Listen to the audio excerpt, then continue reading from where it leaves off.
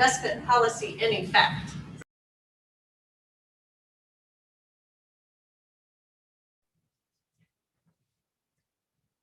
Hello, Matt. Hi, Daphne. Can you hear me? Yeah.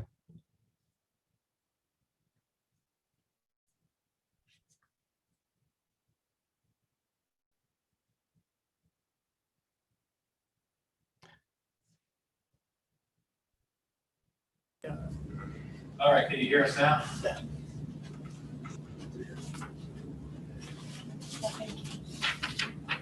I thought there was a, what? They had some on the floor. Oh, they were out there. All right, can you hear us now? Matt, I can hear you guys well. Can you hear me? Yeah. I can turn you. Fantastic. You turn him up a little bit. That sounds funny. All right, try again. Test. Hello, can you hear me? Yeah. Very loud. It's a little too loud. Are you just messing with Can you Yeah. still hear us okay? Oh, my goodness.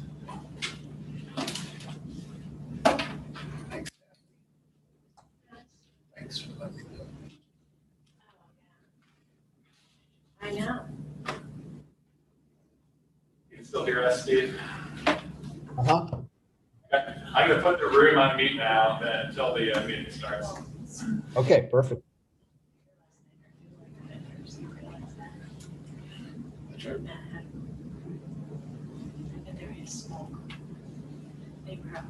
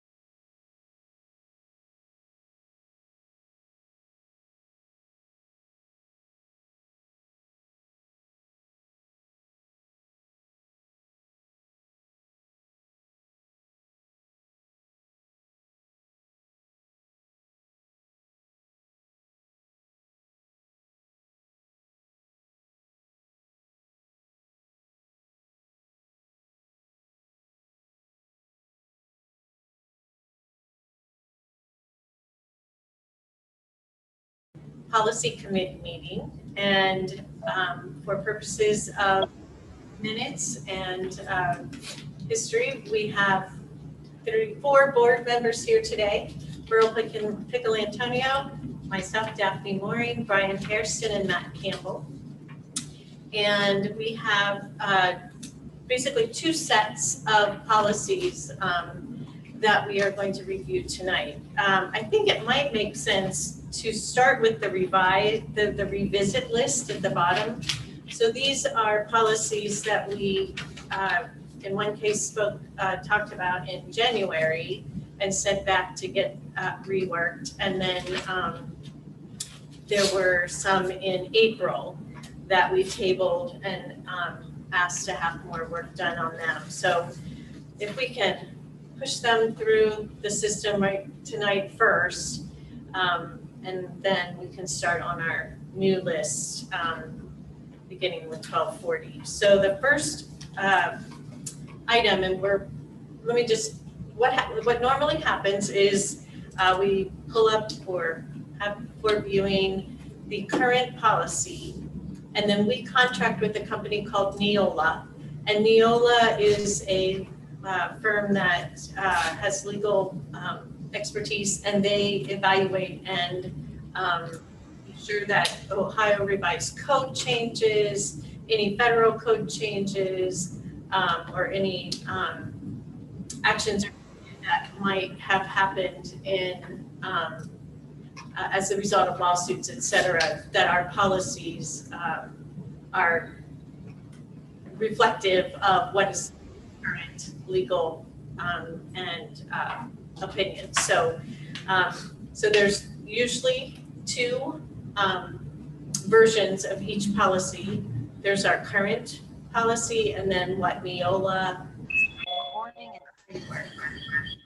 and I don't know.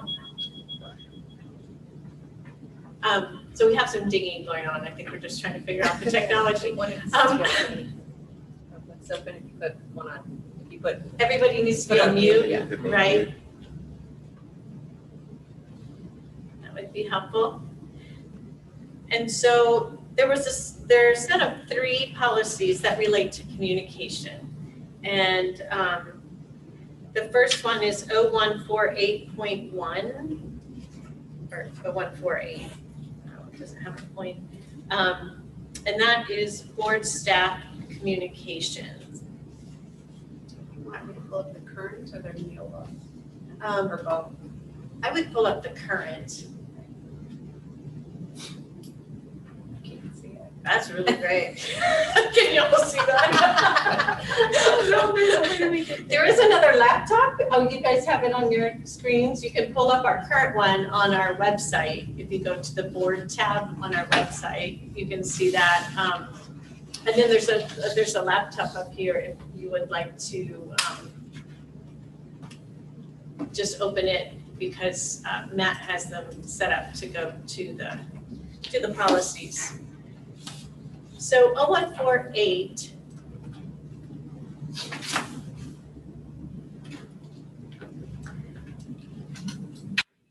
these policies kind of date back to before we had the internet and email and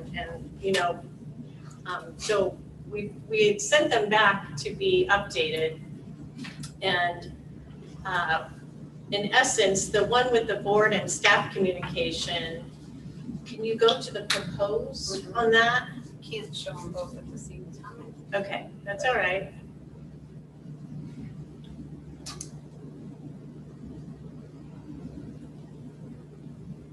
And so the board, the proposal that we're presenting tonight is that the green text would become the new policy, and where it's read and stricken through would be deleted. And so the intent is that the board recognizes, I'll just read it, that to have an effective school districts have a collaborative relationship with staff, and therefore wish to establish strong communication options between itself and the staff. The basic line of communication will be through the superintendent. However, the Board of Ed has established the formal opportunities for communication and define private informal opportunities of communication along with proper conduct during social interaction. Refer to policy 3112, board-professional staff communication, and or 4112, board classified staff communication. So that just cleans it up. And then once we go to those two referenced policies, you will see that we have incorporated the committees as a formal method of communication that we hope to encourage more people to use. And so 3112, sorry, version, is basically the same first sentence because it was so good first time, right? The Board of Ed recognizes that effective school districts have a collaborative relationship with staff and therefore wish to establish strong communication. And then it has the first bullet point, which is formal opportunities for communication and joint involvement. And that's where we talk about the committees that have been established, encouraging teachers and staff to participate there. And then secondly, and it's probably going to be B, right, or is two under that formal, is that there will be a formal meeting opportunity set up. The Board of Education will work with the superintendent to establish regular meetings with the teachers union president along with the Board of Education president. So it would be a three-part meeting in a formal fashion on a regular cadence to have good dialogue. And then the second piece is private individual communication, and that's written communication or official communication. It addresses those two items. And then finally, there's a third category called social interaction. And again, that type of interaction is encouraged, and it's just, the goal is to not discuss individual personnel grievances or other complaints, but set those kinds of things through the process or the collective bargaining agreement. Joan, did you have a chance to look at that beforehand? Yeah, Okay. Steve and I spoke about it on the phone, and we looked at it, and we're very much in support. TJ is of the addition of the number 2. We welcome that opportunity. Good. Okay. So for all those that may not know, Joan Miller is the president of JGEA, our teachers union. She took over what, July 1st? It was June 1st. Yep. Oh, June. Okay. Yeah. Okay. June 1st. And so she would be one of those people in option A2 that would be meeting. And so I think it's important that we all know that the union representation has reviewed the policy. So this. So Daphne, it doesn't, I didn't mean to interrupt you. Is it okay? Did I interrupt you? You want to finish or? No, I'm ready to open it up to people's comments. Yeah. Okay. So the Joan and I talked, and in B1, Joan, do you want to talk about the proposed change that using, we exchanged emails and had a conversation. Did you want to, I think you wanted to add a word maybe there. So for B1, we would like the written communication to go to Steve and myself. Okay.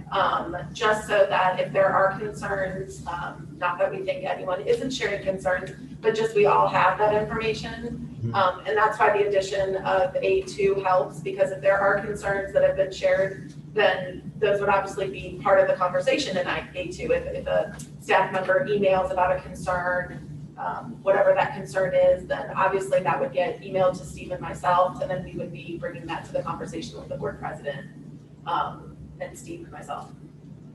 Yeah. So the board staff do, and then we'll do something similar then for board and the classified staff one when we get to it. That sound right? Okay.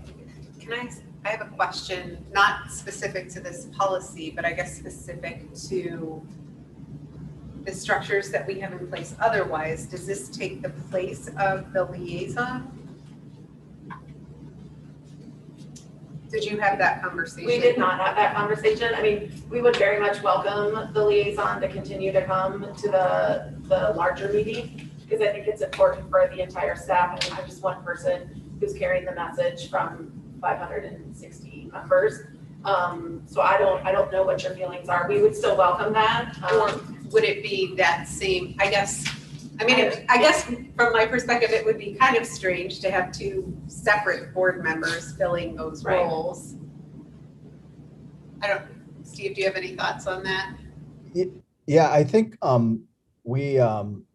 I think it, as you and I talked, Joan, it was, we would have expedite a conversation based on the communication you and I would receive. And I think that might work to take the place of the liaison. I think it's awkward to have that liaison position, because I think then the board's put in a position where they feel like they have to answer a question, and I think just streamlining it might be better, but I don't know. I mean, I think we should have a discussion about it. And I suppose we don't have to answer that question tonight. I mean, that's not one of the things that we're reviewing. I just, what was going through my mind is that would be really awkward to have two separate people filling those roles. Yep. Okay, That would probably be a conversation to have at the organizational meeting in January. yeah, Yeah, okay. that makes sense, Matt, I think. I mean, I guess from my perspective, I think the addition of A2 makes a lot of sense and should, I mean, if those regular meetings are happening, I would think that there would be less. Right. Yes, I That would would be communicated all the way around. Right. And maybe it's a, just speaking from our point of view, like maybe the board liaison is there, but maybe then we don't come unless, like, we don't ask you to come, or you don't feel the need to come unless there are larger issues that like all of the site, the building reps want that voice for. But at this point, we've already talked as like a leadership team that we wouldn't even think of inviting. It's going to be a very different year again to start. So I think we're all going to be very busy at the beginning of the year. So I wouldn't see that happening very soon at the beginning of the year anyways. Okay.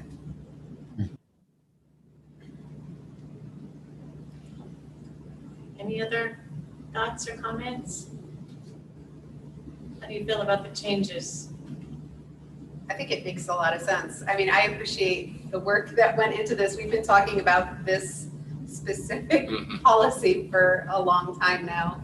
I think the way that it was restructured only increases communication and makes more clear the areas that were not clear. So I appreciate the work that went into it and the dialogue that went into it as well. Yeah, and I think sort of test driving this may shed light on whether we need the liaison position or not. If we can do that before the organizational meeting, which is in January. And I just want to thank Joan for collaborating with this and coming tonight, and Daphne for expediting this and the conversation.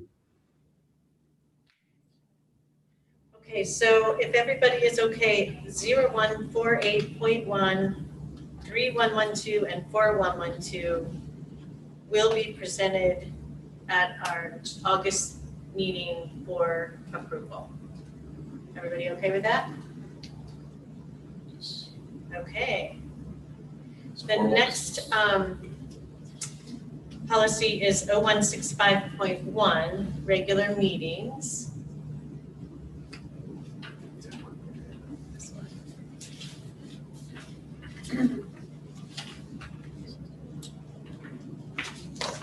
And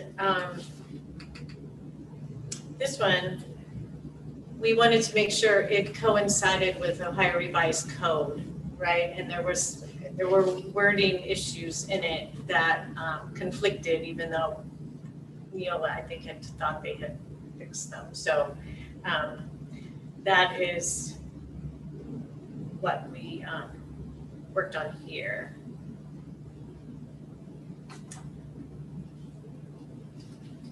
So we're declaring that we're having monthly meetings, and The time of each meeting is fixed at the organizational meeting. We were able to delete some things. In the olden days, we had to mail or have delivered to our. Wasn't that long ago. I wasn't here for it. You were though, right? It was right before you came on board. We were still getting the Packets. deliveries, the Uh-huh. packets delivered to our houses. Crazy.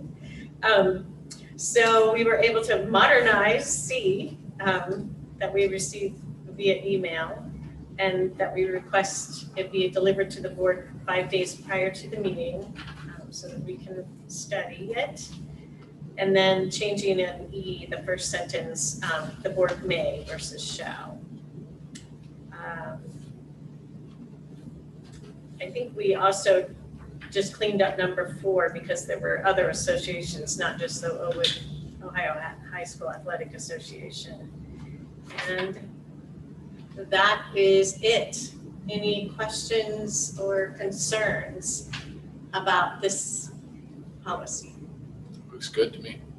Okay, ready to move on? Okay.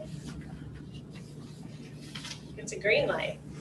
And then the next group of policies, 1623, 1662, 2260, 3362, 4122, 4362, and 5517, all relate to different flavors of discrimination with regard to physical or mental or 504 or academic discrimination situations. So we tabled all of those because there were some questions that we wanted our legal counsel to weigh in on. And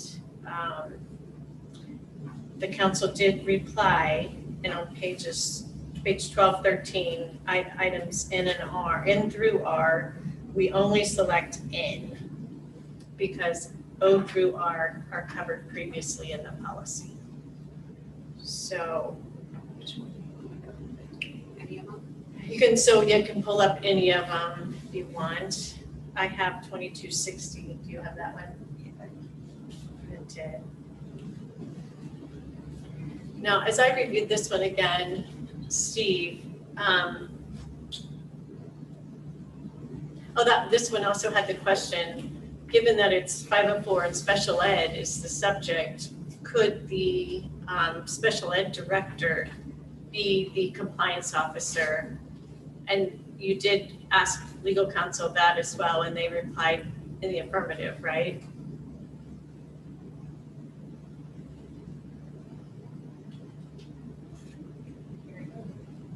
Steve, can you hear us? You're pretending to be like my husband now.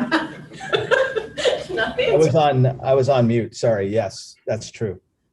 That is true. Okay, great. Is Yeah. this the one that the recommendation is for the compliance, that we have 2 compliance officers, 1 female and 1 male? Yes. But Yes. what's currently, I know we had conversation about this before.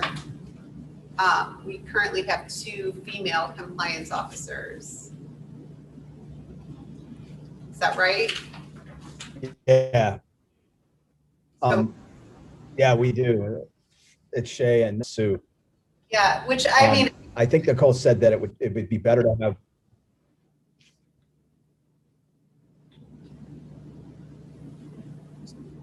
Sorry, can you hear me? yeah. Yes. I can hear you now. My internet's unstable right now, so sorry. I didn't hear what you said, Burl. My question was that I thought the recommendation from Miola and from legal counsel was that we have at least 1 compliance officer of 1 male and 1 female. But we currently, at least in the version that I saw, it's still 2 females. Yeah, And because we name the positions, and the people occupying the positions Happens are to be females. both female. right. So I guess my question is, do we, I mean, So is we there, need to address that. Yeah, I mean, could we Yeah, add so- a third compliance officer? Yes. Yeah, and I have some thoughts on that, but I don't think we need to do it. I think we need to do it in terms of compliance, but like Daphne said, we're not naming the person in here. I think, can you guys hear me? Yeah, we Yes. can hear you. I guess my concern with that is that this is the only place that tells people who the compliance officers are. So if we don't Yeah. name positions in here, I don't know how we would make that known. Yeah, that's true. I The thought on our website, they list the compliance officers. by compliance name. officer should also be in the handbooks. They're in the handbooks? And the handbook. Handbooks and on each school building's website. Okay, I think they are. okay. I think I checked that. So as long as we make sure that there's at least another compliance officer added for the situation that we're in right now, where both of our positions are occupied by females. Yeah. Yeah, we will do that. So that one will continue to be, that group will continue to be tabled? Or do No, you I think he's saying that we should go. go forward with it, with the addition of another position? Yeah, I think we need to I have some folks in mind. We need to send them to the training, and so it's going to take some time, but we definitely need to have a male officer. And so we will do that, but I think we can take this forward and as it is, and then we'll have to name that person later. Is that an appointment, Steve, or is that a board approval? What happens with the compliance officer? It's an appointment we make.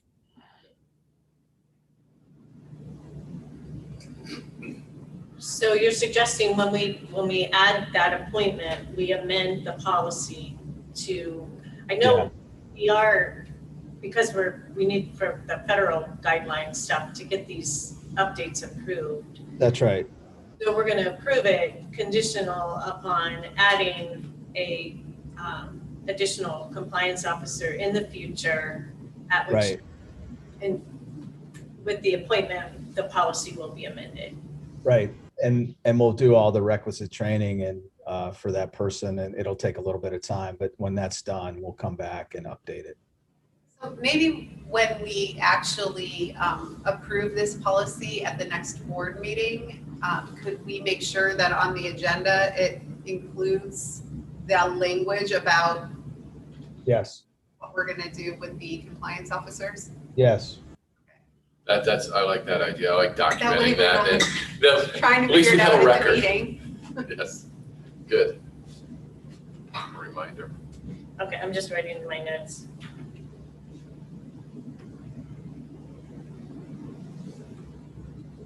Okay. All right, does everybody, any other questions or areas of that? I mean, it's a pretty long policy, or set of policies.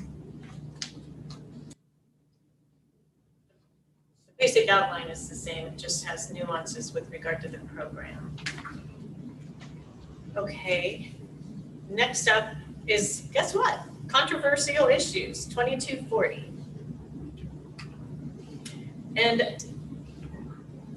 Neola made a single change of deleting a sentence in their recommendations for this policy. And the recommendation is in the, it's a one sentence paragraph, the third paragraph from the bottom.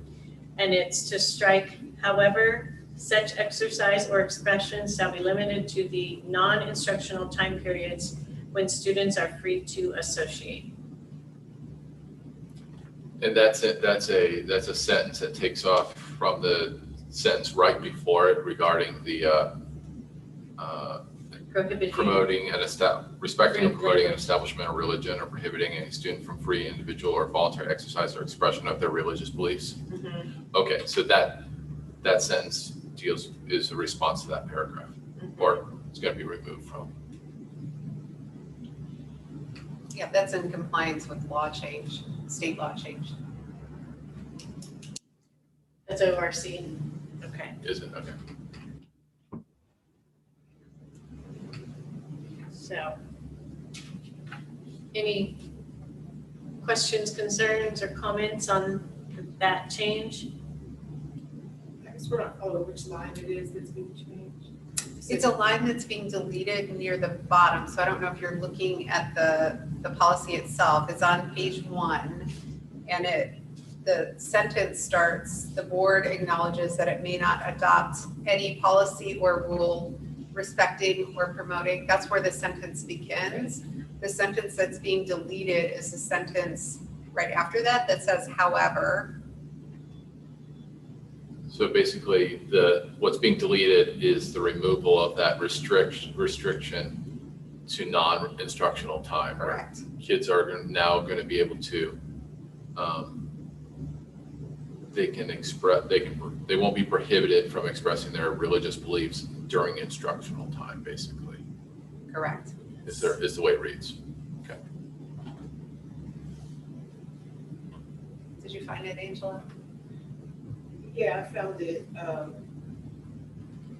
So this has to do with both religious and political expression, or just religious expression? This particular sentence has to do with religious expression. The sentence that's being deleted is referring to a sentence related to religious expression. And it is removing a prohibition on when that can occur.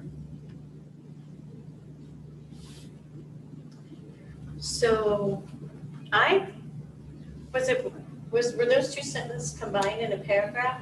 Let me see if I can pull the prior. That's an interesting question.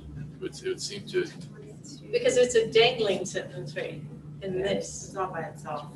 Right. It's on the current, Yeah, it's completely by itself. It's the only sentence. so I'm not convinced it just refers to the prior paragraph. I think it refers to. To the policy is. The law change only is related to religious expression. Neola's not helping us out, are they?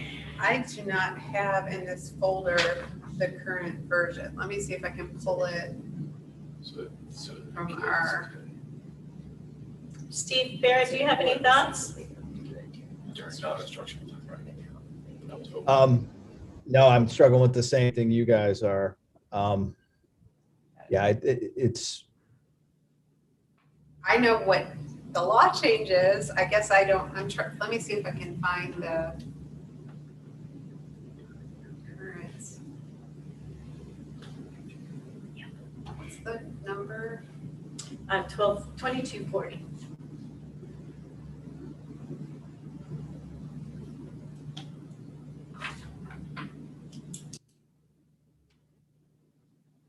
So it's a separate sentence. That's terribly written. Right, because if you go up to like where it starts with no classroom teacher, it talks about more than just religion. Yeah,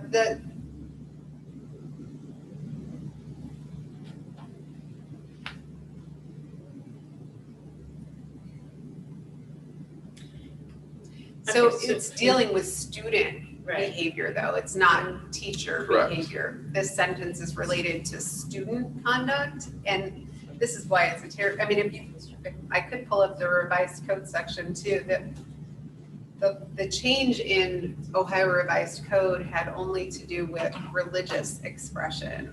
Mhm. So that is not very well written. Should we table it? Let's table it and do some research, right? What if instead of just taking the sentence out, revised it to say, this is, you know what I'm saying? Like if you think it's just the religious thing, can you not just say that in there instead of just taking the sentence out? So taking this, I mean, I actually, now that I'm thinking about it, if we take the sentence out, it really doesn't matter what it's referring to because it's gone. Right. Because the sentence was putting a cap on religious. The sentence Or didn't on make anything. sense when it was in there because it wasn't clear what it was referring to. But if we're just taking this sentence out, I don't know that it matters at all anymore.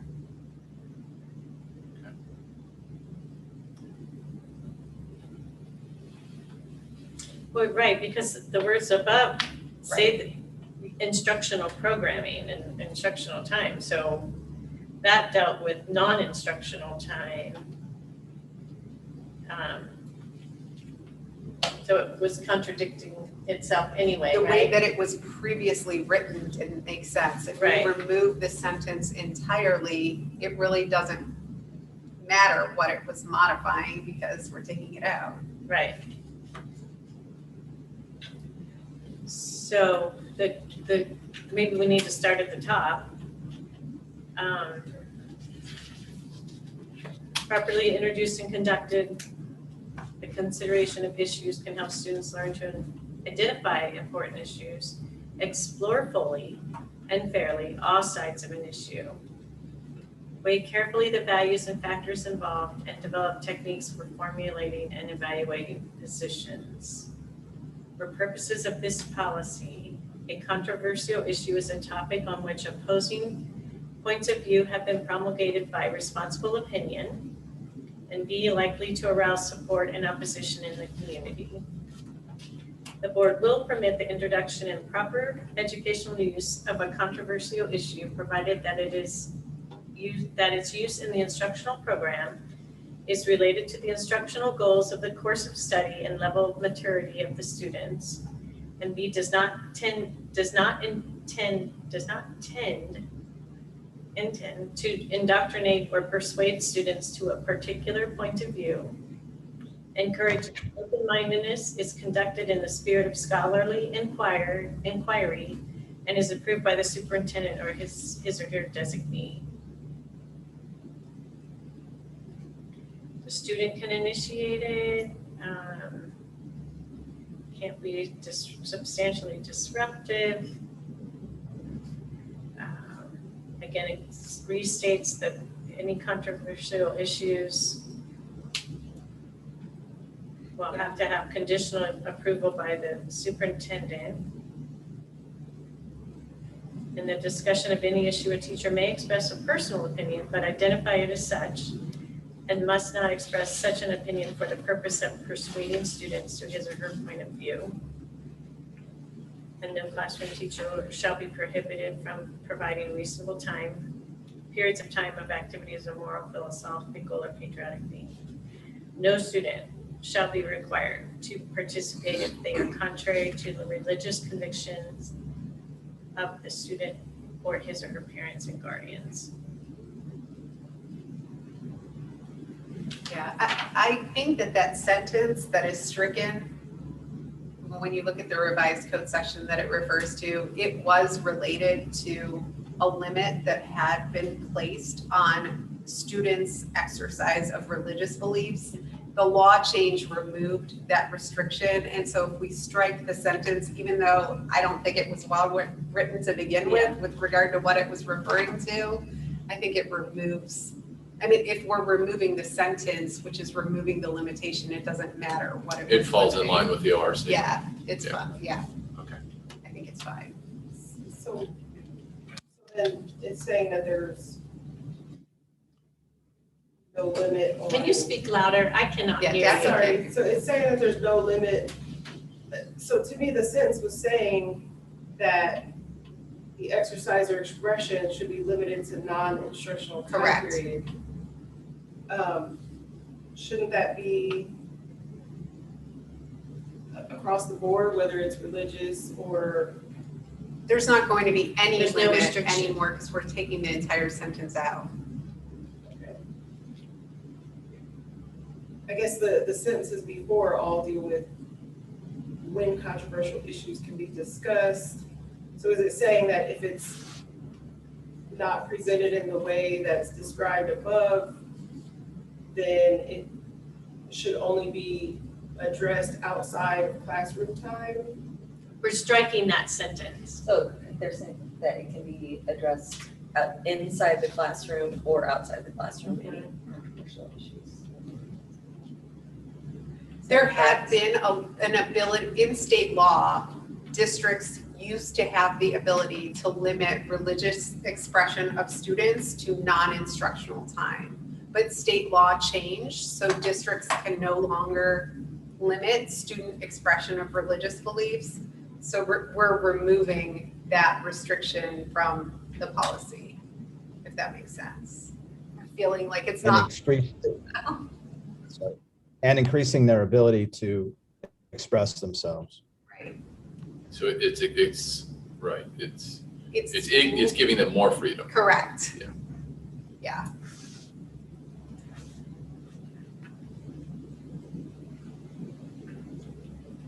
I have a question that sort of goes along these same lines. So like if your child is at school and you know that they are watching a certain, in your eyes, controversial broadcasting daily, do I have the right as a parent to ask for either another option for the child to watch or just exclude my child? Because this child's not going to be tested on the information. In her eyes, it's just background noise because she's not paying attention. But in my eyes, she's still Well, hearing it. Except that, I mean, Bill may be able to answer this better, but if they're listening because they're going to draw some writing prompt and discuss two points of view on a subject. I don't think that that's the case in this. I mean, so just to be completely, transparent, it's when they're in their gold period and they're watching CNN 10. I have no problem with, different news outlets, but if that's the only news outlet they're being given, I feel like my child could watch that and something else to get a different viewpoint, or I would like her to not watch it at all. So in the policy itself, after that sentence that we're removing, there's a paragraph that says, the board also recognizes that a course of study or certain instructional materials may contain content and/or activities that some parents find objectionable. If after careful personal review of the program lessons and/or materials, a parent files a complaint in accordance with board policy 9130 regarding either the content or activities that conflict with his or her religious beliefs or value system, the school will honor a written request for his or her child to be excused from a particular class for specified reasons. The student, however, will not be excused from participating in the course and will be provided an alternate learning activity during times of such parent requested absences. My understanding from what my daughter has told me though is that there's no, it's not part of her class. Does that make sense? Yeah, I think, Rebecca, what Burl just read, we do that from time to time. Maybe there's a book that a parent doesn't want their son or daughter to read, and we give them an alternative just in the way that Burl expressed it. But this, I think you're talking about watching, it's sort of incidental. It's not really instructional. And I think if you wanted to withdraw her from that, you could send a written request in the same way, and we would look at accommodating that. I'm not sure we would be able to shift to another channel or something, but maybe give her an alternative.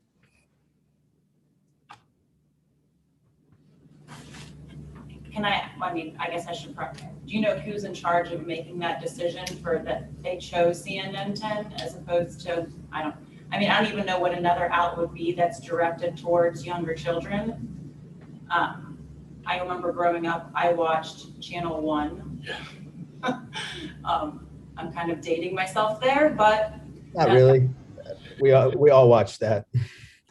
I think, I think the choice is withdraw her, right? If you don't want her to watch it, and then seek another an alternative activity. Or I think another option would be to alternate days or alternate unless there's Spectrum One, There's no other student version of the news. I'm sorry? There's no other student version of a news channel Right. currently being offered that I'm aware of. That's why CNN 10, I believe, is shown is because it's the only student version one that's available. Oh, CNN. CNN 10, it's not CNN the news, Right, it's a it's kids a run. kids version. Yeah, kids Oh, run okay. produced kind of thing. It is the channel 1 of today. Okay. It is the Channel 1 of the day. Just learned something. Where Anderson Cooper gonna start?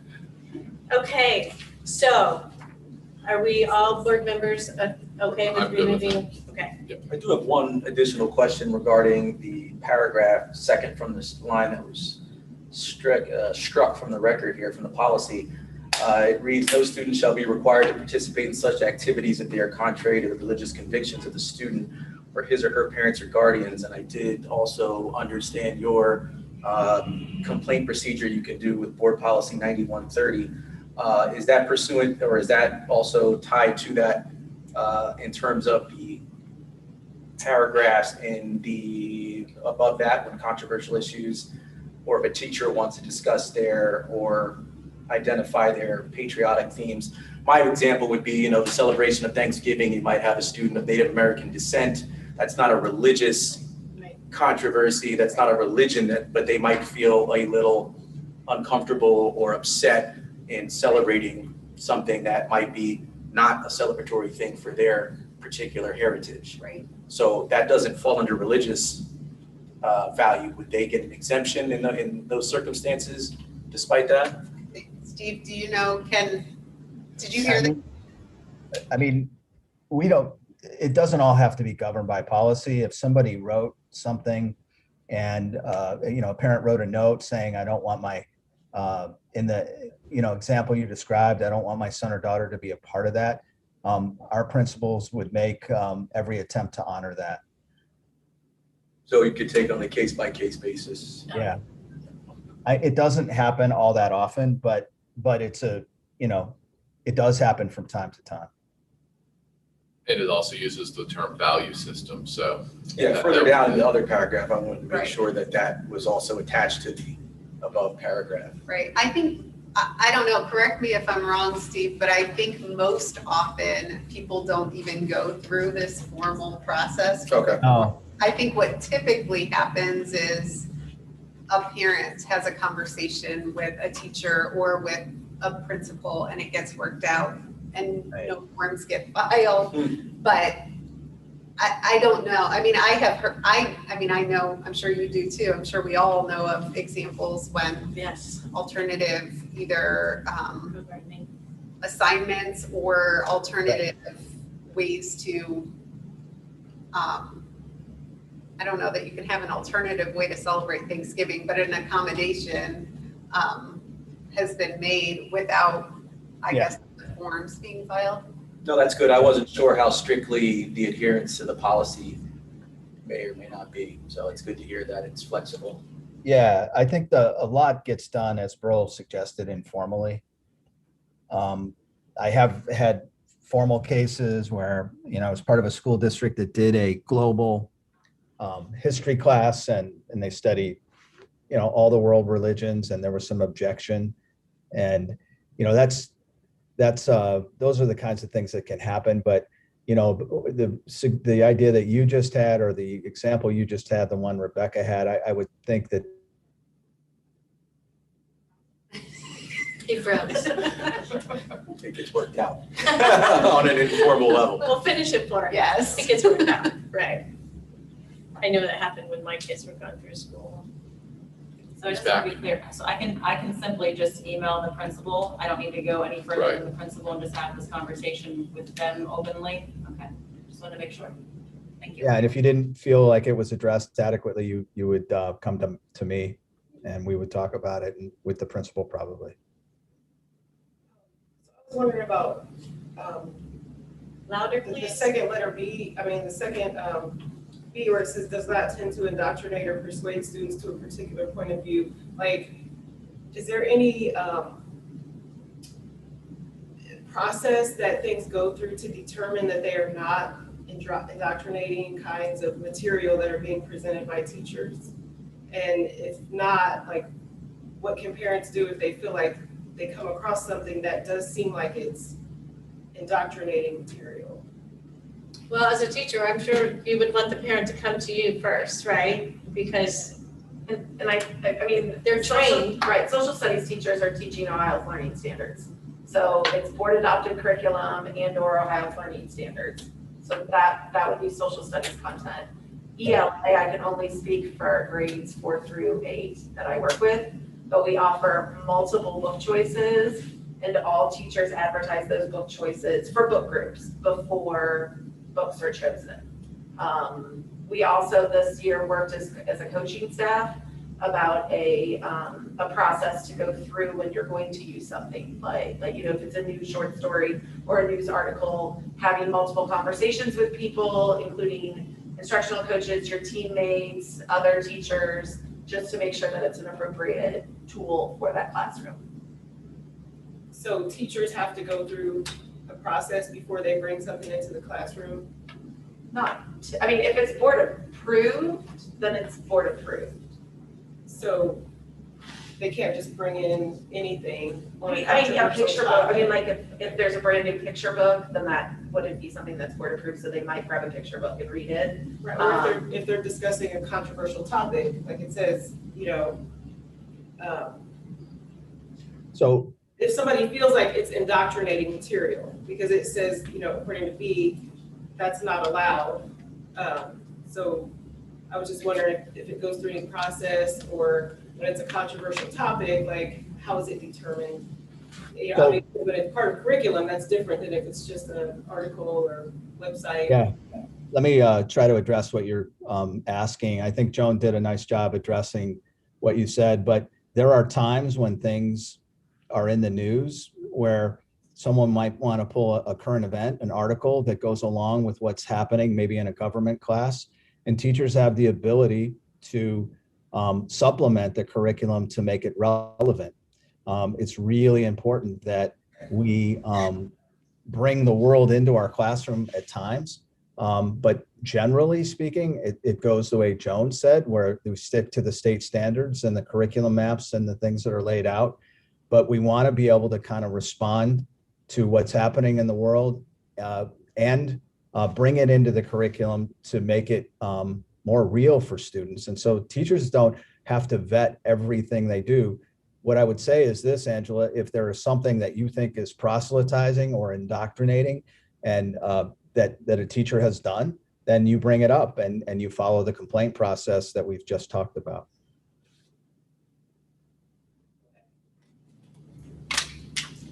Okay, final call on 2240.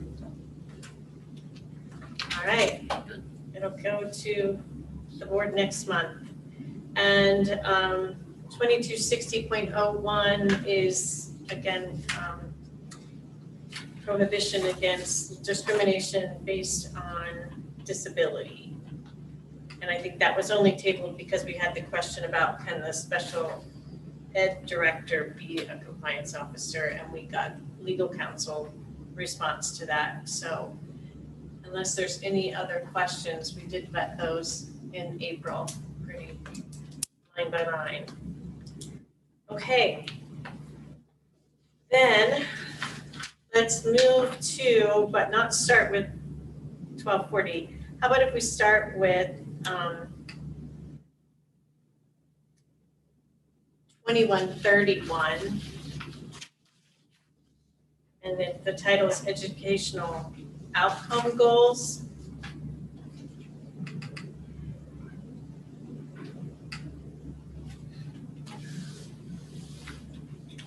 And I don't know if anybody else, when we were preparing and reviewing this, felt that this was, I don't know what the right word is. Dated? Yeah. Just a little. And so Neola has provided a new format with categories of learning. Yeah. And is that something that we want to work through together tonight, or do we want to form a subgroup and have this one reworked and then brought back? Here's my suggestion. I didn't mean to interrupt. I can't see you, so I didn't mean to interrupt you. Just fire whenever you're ready. Yeah. So my suggestion, as we work through the BOLD process and we update our learner profile, and we are going to finish our strategic planning process that we weren't able to kind of continue through the pandemic. I think we will be able to kind of bring a more informed stance to this and use this template or write this policy. The other thing, in getting teacher input, community input, but also kind of looking at, the graduate profile that we want to create. Yes. There's a lot of different things that we want to do. And so I think it might be good to table this until we're ready and we complete some of those tasks. Matt's in, Brian, are you in? Okay. I agree with tabling it, especially with the new graduation requirements. That's also that big elephant sitting in the room as far as the different pathways. Yeah. And that kind of needs to tap into this a little bit. Yeah. But for 1993, I think it was pretty forward. It was probably pretty good back then. What's wrong with 1993? Oh, nothing. I'm just saying it was forward thinking, some of it's still relevant today. So I don't want to be too hard on it. Okay. So 2131 is active and proposal 2131 is version number 1 is what? Table. We're gonna table the current, tabling the proposed. What is our current version? It's this. It's that one page thing. One It's the one pager. Yes, right. Yeah. I love that. No, gee, really? Yeah, so the current version will stay active until we get back to updating it. I don't know if that current version has been reviewed with students, parents, and residents every 5 years. It's not. No. You may want to put some kind of timeline in the new one. Yeah. So, moving on to 2464 is the gifted education and identification. And again, this is a policy, Joan, you might agree with me, 95% dictated by Ohio Revised Code. So we don't have a lot of leeway with regard to it. We are lucky that, there's no changes to it. So it just has to be reviewed yearly. So we and Gehenna are blessed that not only do we identify gifted, but we serve gifted students. There are many, many districts that follow ORC for identification, but offer no services to support those gifted students. So that section that she just rolled past are the ways that we provide services. And then it talks about the WEP, which is the written education plan that is created for each student and follows them through their career at Gehenna Jefferson schools. I did not see anything. I've studied this one quite a bit in my past 12 years. So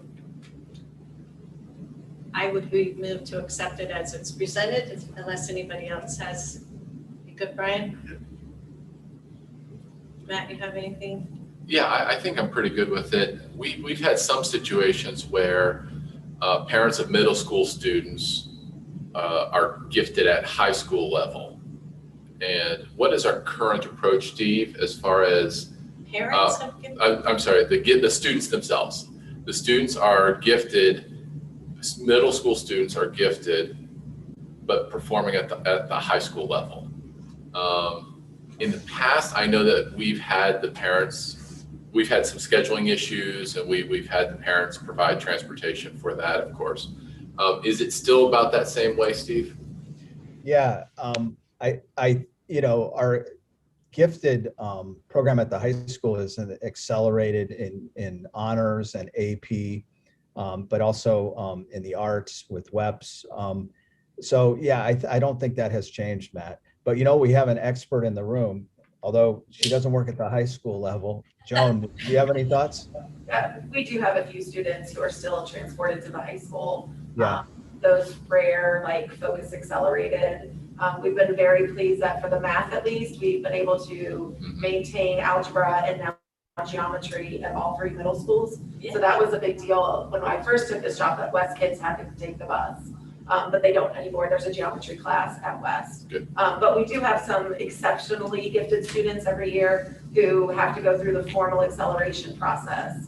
And so they're starting their high school, they start their day 0 period in either, we have some honors algebra 2 kids, we have a biology kid every now and then. But there's a formal acceleration process for those students that we follow. And then typically it is transportation there, and then we transport back. They just get the shuttle bus, like for the foreign language kids or, you know, any of that kind of stuff. All right, great, thank you. Good, I'm good.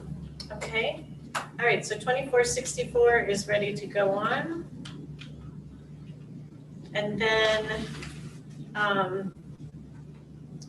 we can go to 3220, which is the standards-based teacher evaluation. And this one we need to get approved next month. Again, this is a lot of Ohio Board of Education or ORC requirements. Joan, you also worked with Steve on this one a lot, Yeah, right? Jill and I worked on this one. Okay. Yeah. So, do you feel comfortable all your things are in there? Okay. I did read through the emails and back and forth. It looks like it is very thorough to me. Yeah, I mean, I think somebody spent a long time making sure that it was compliant with updated state law and also updated with our current contract collective bargaining agreement, so. Appreciate Jill Elliott and Joan Miller working on that, and Diana Watson's input, and Nicole Danofsky helped. So not a stone was unturned, right, Joan? Correct. Yeah, I was gonna say, it looks like it was a very thorough and detailed review of the policy to make sure that it was matching both the CBA and updated state law. So I appreciate that we didn't have to do that work here at the table. Thank you. Yeah. So I just want to draw attention to the paragraph under the red one that's been stricken. And it talks about the Board of Education is responsible for standards-based teacher evaluation policy, which conforms to the framework of the State Board of Ed, et cetera, et cetera. Because it occurred to me as I was looking at the earlier ones with regard to the treasurer and the superintendent, that it should be parallel, right? Because we follow the state guidelines for Ohio superintendent. So if everybody's okay with this one as presented, we will send it to the board in August for approval. This is the teacher-based one, okay? And then do we want to go to 1240, which is the evaluation of the superintendent?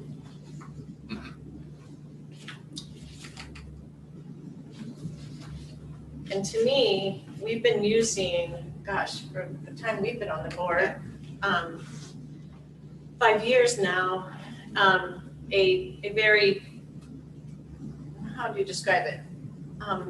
Thorough and Robust. robust, that's a good word. But it categorizes different areas of the superintendent's responsibility, and then we set goals based on it. And the way this policy reads, adopted in 1993, another holdover, is not in concert with the standards that OS says, Ohio Superintendent Evaluation System. So I'm wondering if we take this and we rework our policy to have more of a parallel between OSES and the evaluation, and then likewise we'll do the OTRES, the treasurer one, for the treasurer. Yeah, I guess for anybody who doesn't know what the heck we're talking about, for teachers, it's written in revised code, this system of evaluation that occurs. We as a board have made a choice about 5 years ago to use, there is a template for treasurers and a template for superintendents that was put together kind of it's not exactly the same as the teacher evaluation system, but it was put together my understanding is that the superintendent one was put together by a group of superintendents, the treasurer's one was put together by a group of treasurers, but it was basically to have a more formalized and objective template to use for boards when conducting evaluations.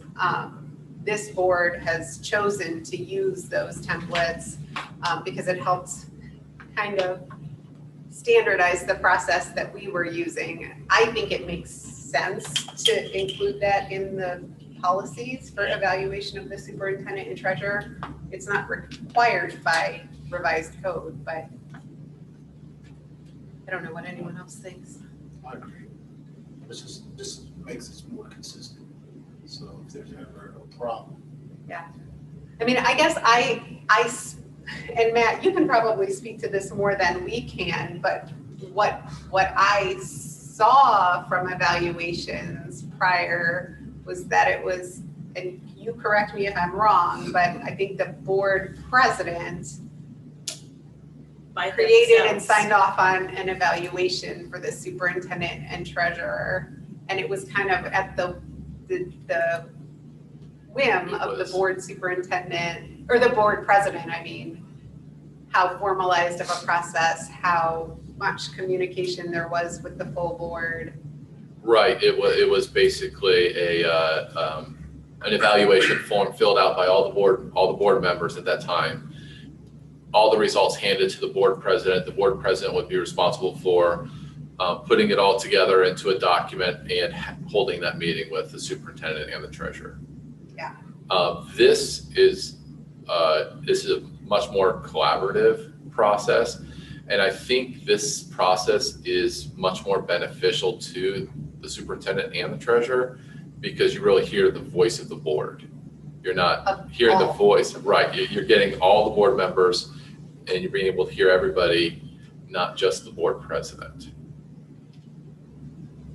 So it's a good process. I agree with lining it up. Unless Steve or Mike have some really strong reservations and want to go back to the old way of doing things. I don't know what the old way was. Although I will say that the process here is much more involved than any other that I've experienced. Mm-hmm.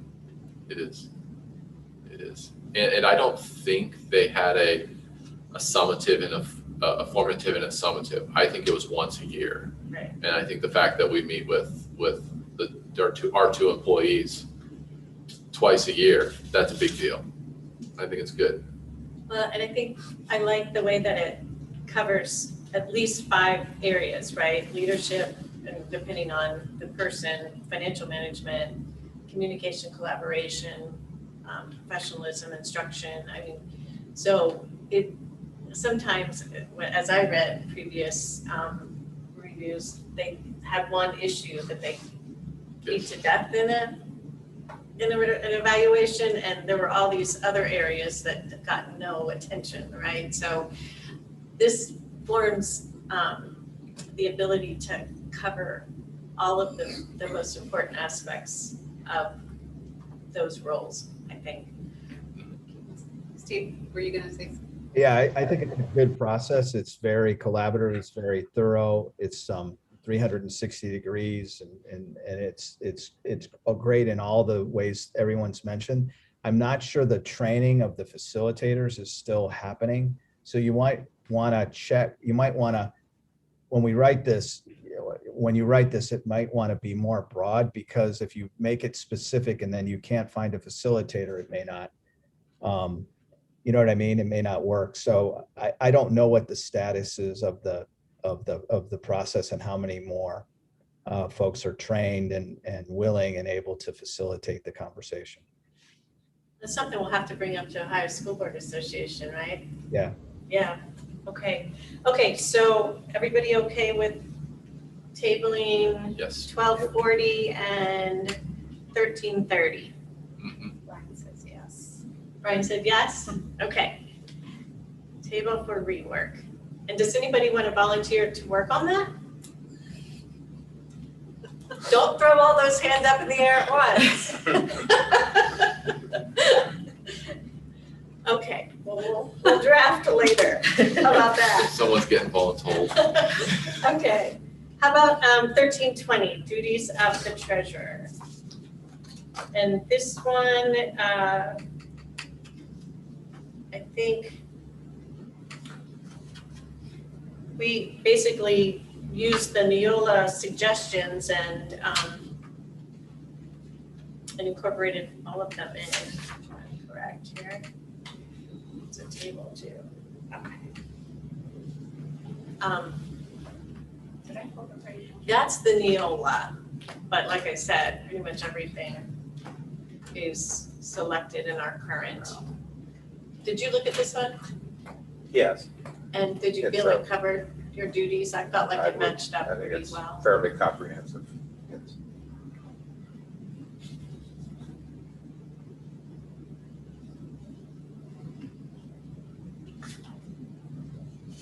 There's a lot of revised code references at the bottom of it, that's for sure.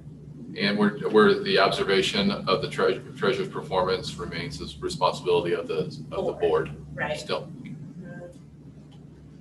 The bottom. Everybody okay? Yeah, I'm good. Check off, you can move on, like that, on file. Okay. We are now at 2520.01.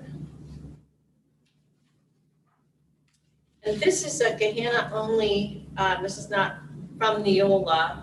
And it's really, I think, just to make sure our media centers, our libraries are maintained, and that's an important component.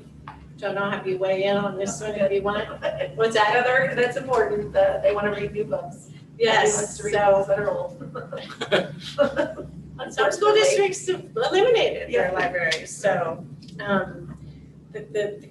so Steve, you had asked Sharon Siriano and your curriculum team to look at this, and I think she said, in fact, I have or Kimberly said that, Sharon Siriano looked over policy and stated everything in this policy we currently do, and it should be kept. That's Right. That's right. okay. Did anyone see anything that they would like to discuss?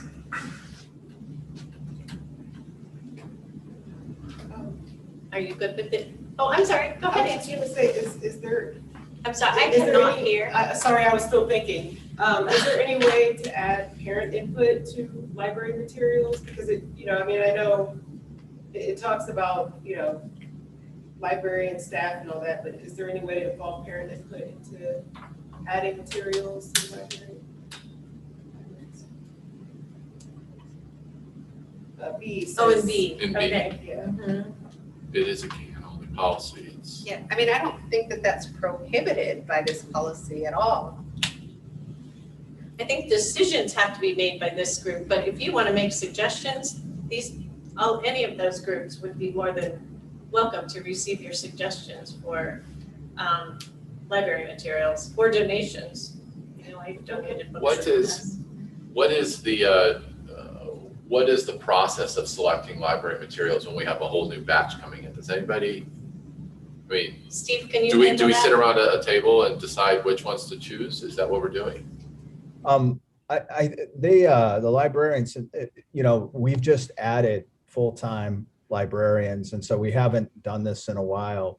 But the librarians will work with the curriculum team and our academic officers to order appropriate books.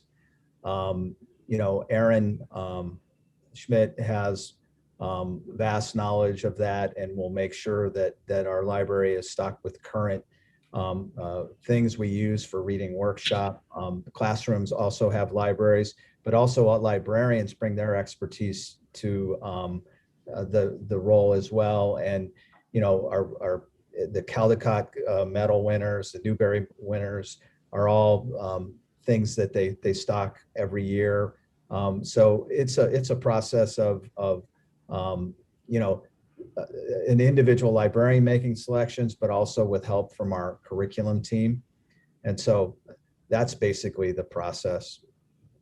I know when Kiwanis awarded some money to the elementary librarians, a couple of them spoke to me and said they had a need for nonfiction, more science nonfiction books, and so that's what they would be using their money to buy. Yeah, I mean, there was a time when there was not as much written in grade level for nonfiction, and I think that's improved a lot. And there's also websites like News ELA, and some people call it Newsella, and there's lots and lots of resources now for that kind of thing. I guess my only concern was, when I go to the public library, I see things kind of presented from one side. And so I just want to make sure that when, section 3 says provide materials on opposing sides of controversial issues, that both sides of controversial issues are presented. So I don't know what that process looks like, or who we have ideas who that should be presented to. Is that the curriculum director, or how would that work? He's trying to talk.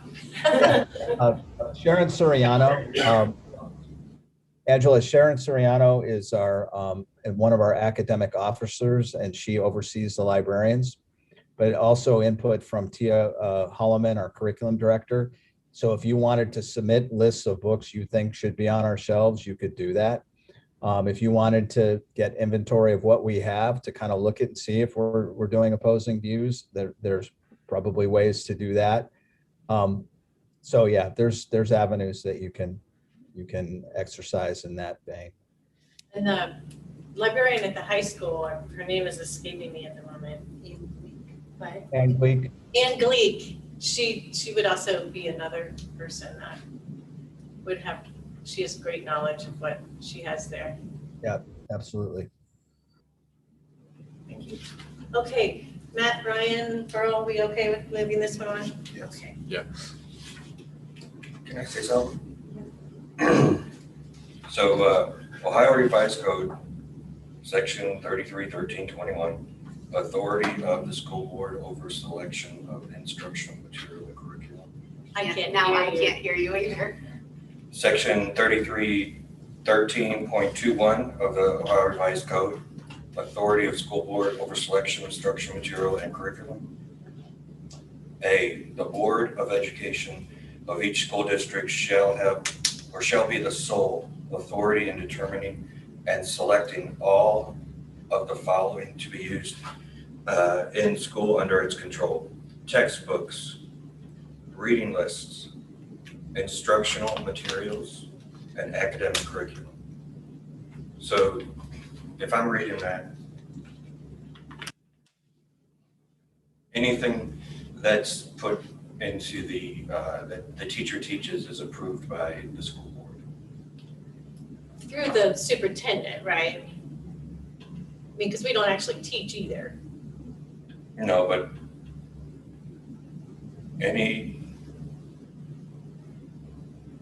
It doesn't say we directly do it. Right? Correct. But it's selected by you. We designate our superintendent to do those things. You want to give me the code section Sure. again so I can pull it up on the, It's 3313.21. thank you. Mr. Bear was going to say something. I think. No, it's I mean, okay. it seems to suggest that anything would be, that's put forward would be something that is approved by the board. Yeah, so ultimately, the board is at the top of that structure. We have the ability to delegate that authority to our designees, which is sometimes the superintendent, sometimes it's the curriculum director, sometimes it is a curriculum team or an individual teacher. Shall be the sole authority. Okay, thank you. As far as the sole I get what responsibility, you're do saying. you guys read that as like I sole totally understand what you're responsibility? saying. That's kind of how I read it, is the board's ultimately responsible for the instructional Correct, material. It's absolutely. the ultimate. We can, That's right. we're not reviewing every book that's being selected. That's right. We are Ultimately. Ultimately, we're it is assigning our people to do that responsibility. work for us. Yes, Yeah. correct.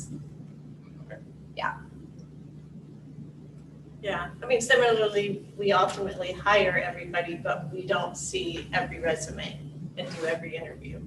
Is it kind of like if I'm a contractor and I'm building a house, I have a roofer put the roof on, I'm not doing it myself, right? That's a kind of a metaphor that would, But yet you're responsible. Yeah. yeah, I'm responsible, but I'm not actually putting the roof on. I have a roofer that I subcontract or I delegate to put the actual. And you're roof not on. gonna approve What's that? a bad product. You're not gonna approve a bad product. Yeah, if I'm good, or else I don't get to build any more homes.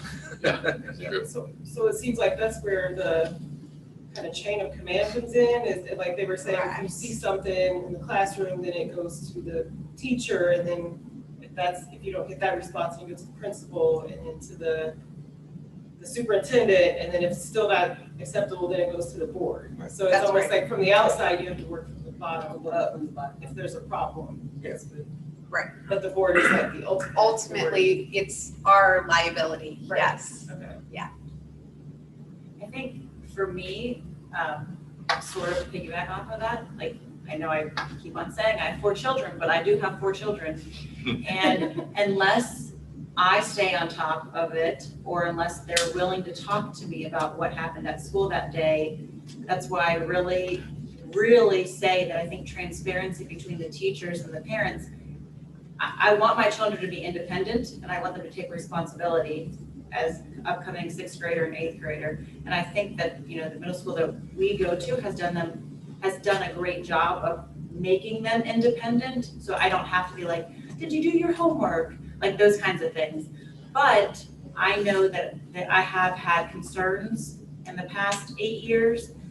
And the only way I knew about those things is because my child came to me and told me. And I don't necessarily know that if every child does that, for multiple reasons, because their parents are working, because they didn't even realize there's anything wrong with it. And so that's just, from my point of view, I think that's where I've always said I wish there was just more transparency. And I realize, again, I'm one person and I have 4 kids out of the 7,000. But I don't know. And if they're like, I understand they can't get it approved, but what if again, maybe this is like too big of a task to take on. What if there is a list of, these are all of the approved things, so the teacher can easily go, okay, this is the book that I was thinking, is it on the approved list? I think that's a lot for a teacher to take on. Can you give us an example? Is this Rebecca? It is. Can you give us an example, what your students have gone through that you wouldn't have known if they hadn't told you, and you're concerned that other parents might not have the, same opportunity to hear those things? Can you give us an example of that? So you and I have talked about it. It wasn't anything being taught in the classroom. It was a policy for the lockdown. Oh, You talked about it pre-COVID. okay. I can, if you want me to, I can disclose that. No, I just was wondering. Okay. So I think I just wanted to say that in your example, having a teacher say, print out all the curriculum materials and saying, I'm going to choose these, that's there's curriculum maps, there's in each grade level with each subject. I mean, at the end of the day, if you want to know about that, that can be given to you. But the way you described it, maybe I misunderstood, giving you a menu of all these options and then saying the teacher has to tell you what they choose. I think that's impractical, but maybe I didn't hear you correctly. No, what I was trying to imply is if there was some sort of system where the district has approved X, Y, and Z, so the teacher could then look and see what I'm about to teach, is it approved or not? Like some sort of database, like these are the books that the school system has approved for this subject. I mean, I understand this is probably not a simple task. I'm just saying. Yeah, so our teachers. Something that I think Joan. Well, I'm going to speak as a parent. I would just say that I do not want that. My daughter is an avid reader. I don't have a problem disclosing she's a gifted kid. She's been in honors classes. all throughout. She starts next year as a freshman. She is one who I'm constantly buying books for, and I can't wait for someone to read it to approve. I mean, like that's the reality of book groups, right? Like kids are not going to school in the way that we went to school. They don't have a textbook. They're not reading a whole class novel. A teacher might have 6 different groups with 6 different books. And in a middle school, then multiply that by 5 or 6 classes. So you're talking about 35 to 40 books during a cycle of book clubs. And so I don't want my daughter's choice to be limited. I understand that you need the preview of it, but teachers do send those out. They send out here are all the lists that are coming up for book groups. Please look and make sure that you're choosing something that you and your family are okay with. And we've always had that conversation.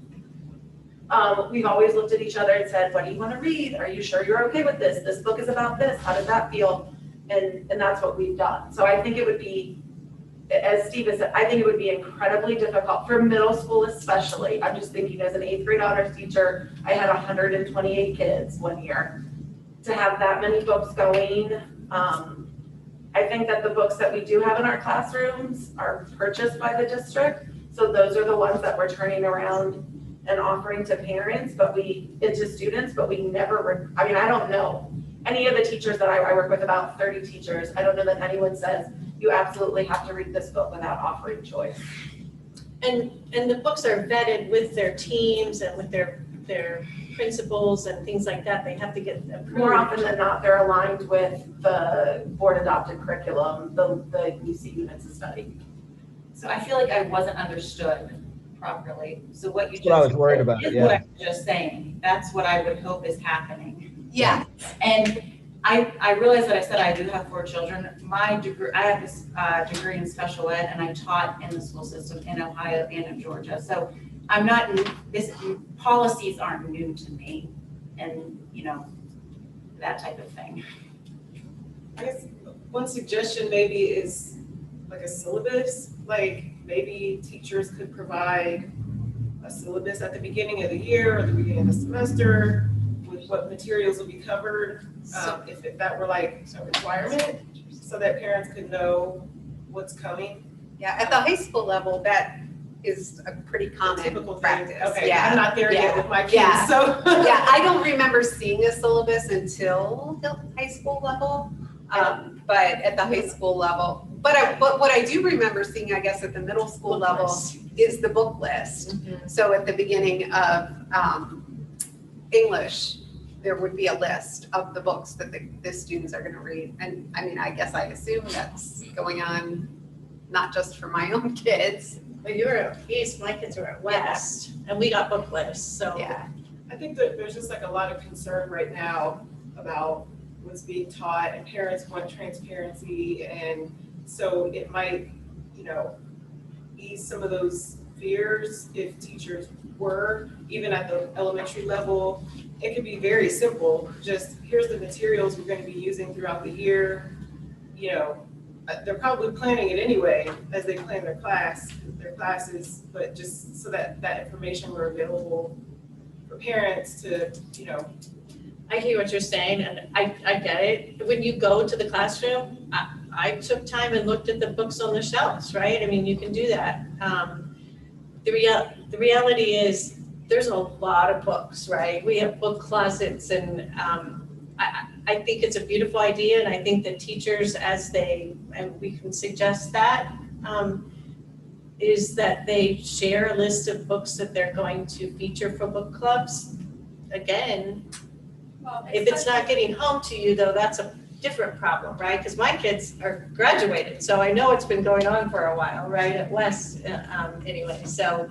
Yeah, I don't think just to close the loop on the syllabus, I don't think it's practical at the elementary or middle school level, but our teachers and our principals are always willing to have a conversation on what kids are learning and give book lists. And so I think, Angela, if you're concerned about that, I think just having the conversation, and you can bring up topics that you're concerned about. But I think because of what Joan mentioned, all these different books, and kids are in different groups. There might be 5 kids in reading one book, another 5 kids reading another. all the way, there could be 5 or 6 book groups in a class. And so it would be hard to write a syllabus that would delineate all of that. But you'll see syllabi at the high school more often. It's more not the reading groups and book clubs, more just like what's being taught to the whole class. So just where those materials are coming from, that was more concern. I would say those are definitely being vetted by the curriculum department. Right. So, To align with state standards. right. Is that available currently, like what those are? The What state standards? Yep. Are online. The materials, state standards, yeah, but the materials that are used to align with the state standards, it's kind of, is there any vetting of that material, or is it just chosen by the teachers, or how? He's trying to tell me. Yeah, we have professionals. We have our academic officers. We have our curriculum director, our assistant superintendent, our coaches. It gets vetted all the time. And with lots of professional development around things like reading and writing workshop, foundations, phonetic, our phonemic awareness program. So all of that is very well vetted. Thank you. Okay. Thank you for the robust discussion, 2520.01. And then we will go on to another Gehenna-only policy, 2530, instructional supplies. I know, thank you for doing this. So this one's before us because it has not been reviewed for a very, very long time, I think. And Is this our instructional fee? it is part of it, yes, We did discuss previously that we wanted to kind of bring this one up. right. Is this a good time to bring this one up, Steve, or is it something we should defer to another quarter? I didn't hear the last part, Daphne, sorry. I said, we did have conversation, I think it was a student learning and achievement, wasn't it? About instructional supplies, do you remember, Brian? Yeah. Instructional fees and instructional supplies were two different things. We wanted to discuss teachers purchasing classroom supplies, and we wanted to discuss the instructional fee, the $75 fee or whatever that's being charged to families as that flat fee. Right. Yes, per child. And I had a note here when I was preparing, what month does this fee structure come to the board? Because I can't remember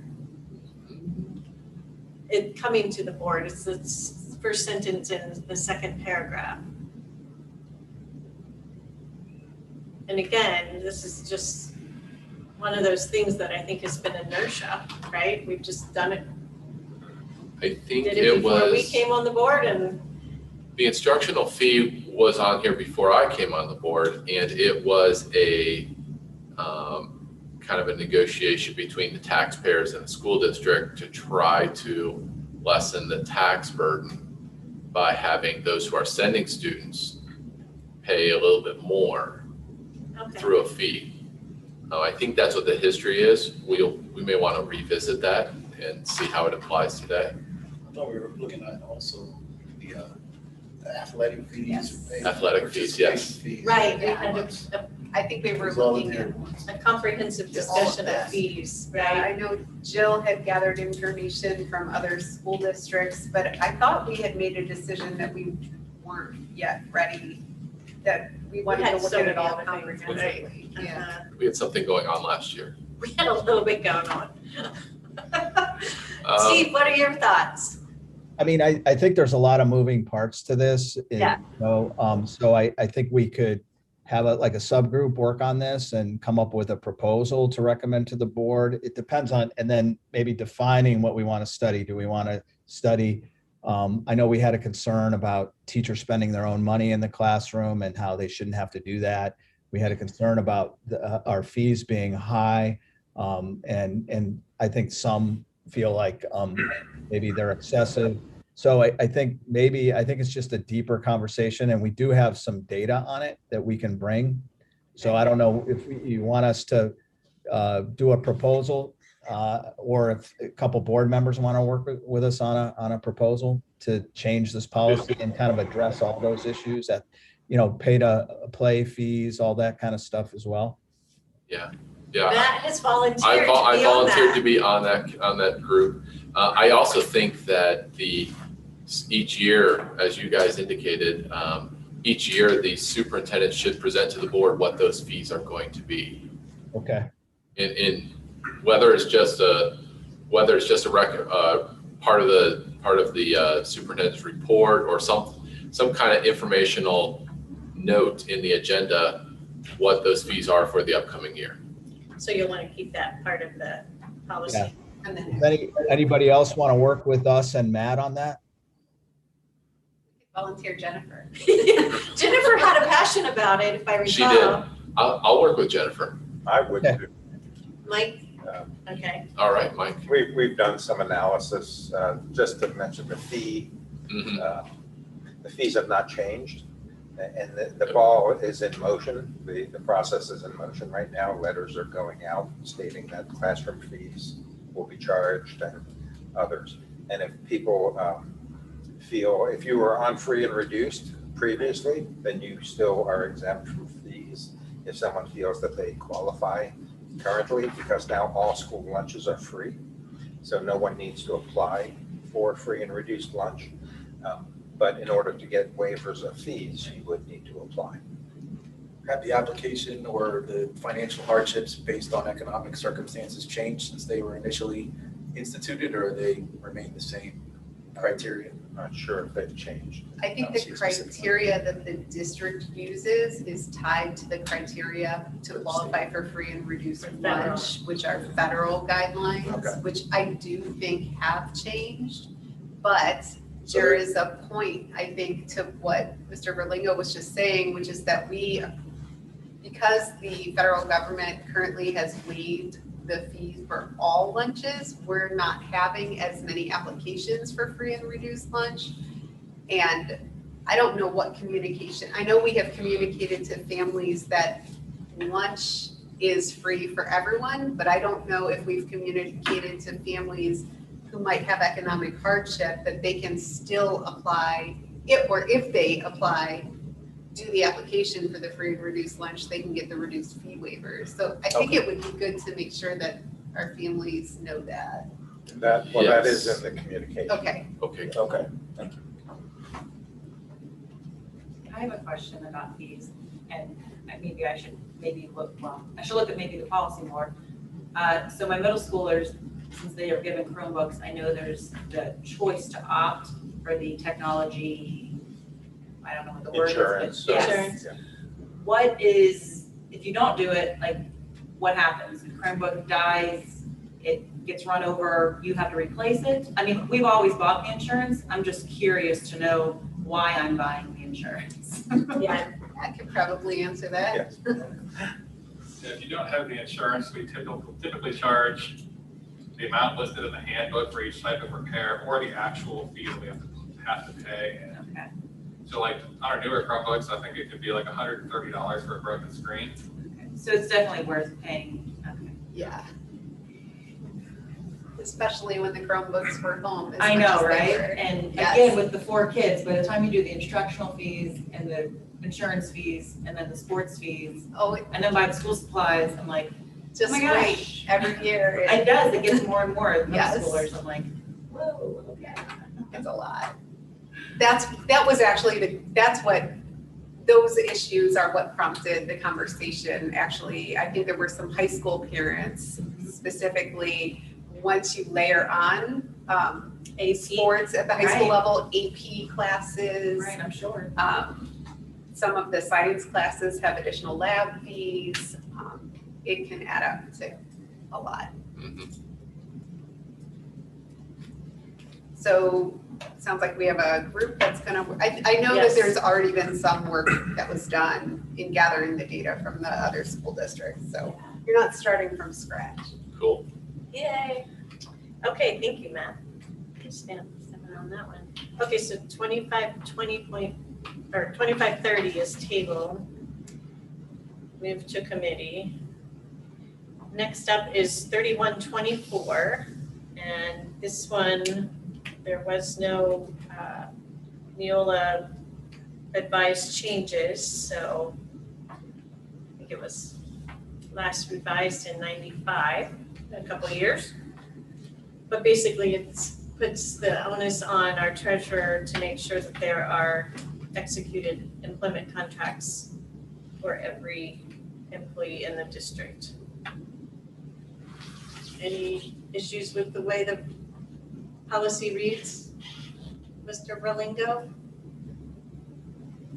I think it's ORC, pretty much.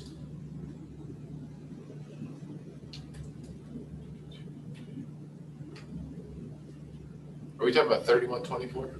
3124, employment contract. The template from Neola says the superintendent's responsibility. Yeah, that's been shifted Okay. from the treasurer to the superintendent, who has sorry. control over human resources. Okay, That is a change that isn't highlighted right. on the Neola version of this. Good eye, good eye. So in the first sentence and the last sentence, or first paragraph and the last paragraph is treasurer replaced with superintendent.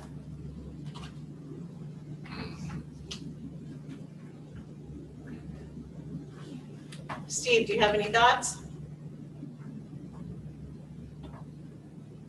No, I'm fine with that. I think it's good.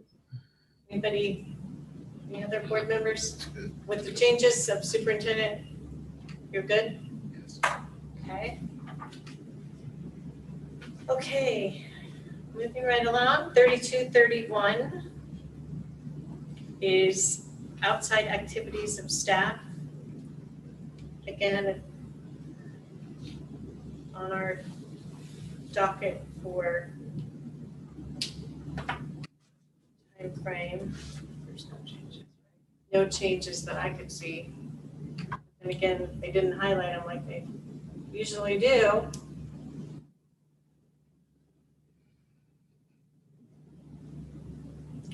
This is basically asking staff to,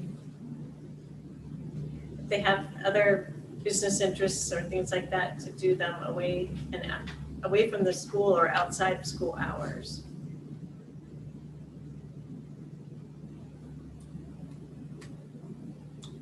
I think one of the interesting one is that staff members may not accept fees for tutoring when it's done during the day or currently enrolled in one of their classes. Do you feel like this one's known by the teachers, Joan? We make sure to put it You out cover every it? year. Okay. Do you have any issues with it? Not that we know of, but Okay. Everybody else okay? That's Ryan, good. Matt? Good, okay. All right, we'll send that one on. How about professional meetings, 3243? This one is encouraging our professional staff to continue their education and development by participating in professional development, learning, and the board will reimburse everything but alcohol. No alcohol. Steve, do you have any questions or issues with regard to this one? No. There are no changes, it's just a time situation. I think you do need to select like A, B, or both. The Neola one doesn't mention alcohol. Oh, you're In order- looking at the current version. Oh, okay, I'm looking at the current version. Because there's no changes, I just was gonna stick with the current one, but There's the we can Neola. blend it together. Do we have both sentences in the current version? A and B? Any meeting, duties and responsibilities. Only the first one. We don't have B in the current version. like,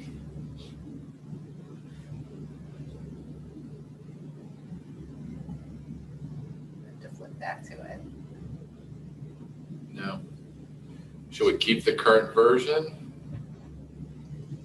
Do we want to keep sometimes you the, go to OSBA or another training that's a meeting versus a training, right? Or this is not training, this is just meetings. Yeah. So what would this be? This would be more like your business manager or those kind of things? An OASBO or treasurer's meeting. Yeah, OASBO or treasurer's meeting.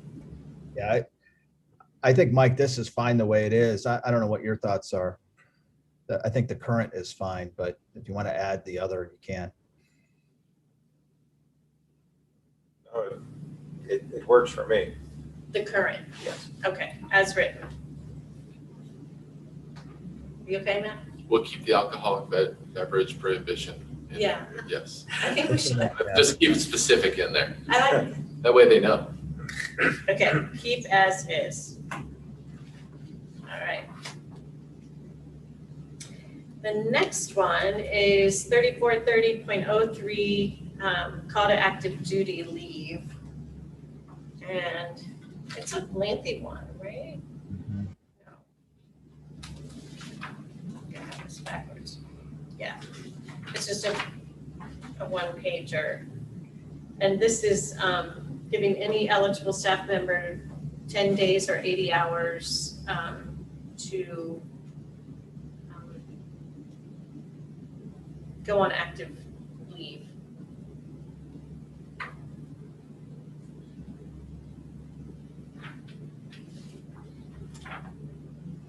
Did anybody have any questions on that one? There were no ORC changes or anything like that.